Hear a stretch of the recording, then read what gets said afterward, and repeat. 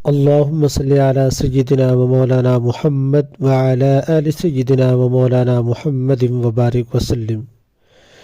میرے بھائیوں اور بہنوں، آج کے دور کے اندر مسلمان مظلوم ہیں، مسلمانوں پہ ظلم و ستم ہو رہا ہے، مسلمان معاشی تنگی کا شکار ہے، مسلمانوں کے اوپر آفتیں، مسلمانوں کے اوپر زلزلے۔ اس کی وجہ یہ ہے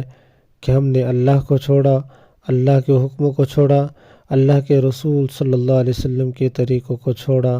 تو آج مسلمان تنگی کا شکار ہو گئے، مسلمان بدحال ہو گئے۔ تو اللہ کے نبی صلی اللہ علیہ وآلہ وسلم ایک اللہ والے، ایک بزرگ، ایک عالم دین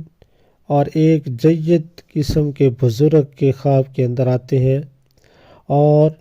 شیخ الاسلام حضرت مولانا مفتی محمد تقی عثمانی، اللہ پاک ان کی زندگی کو دراز کرے، ان کی زندگی کے اندر برکت نصیب کرے، اور اللہ رب العزت کی ذات ان کے علم کے اندر، ان کے تقوی کے اندر برکت نصیب فرمائے۔ کوئی ایک دعا تلقین فرمائی، اور تمام علماء کرام اہل اسلام سے بھی اس کا اہتمام کروانے کی تاکید فرمائی۔ وہ یہ دعا ہے: اللہم اغفر لی ذنبی کلہ دکہ وجلہ واولہ وآخرہ وعلانیتہ وسرہ۔ اے اللہ، میرے تمام چھوٹے بڑے، پہلے پچھلے، کھلے ہوئے اور چھپے ہوئے گناہوں کو بخش دے۔ تو یہ دعا حضور نبی کریم صلی اللہ علیہ وسلم کی ذات کی طرف سے ایک بزرگ عالم کو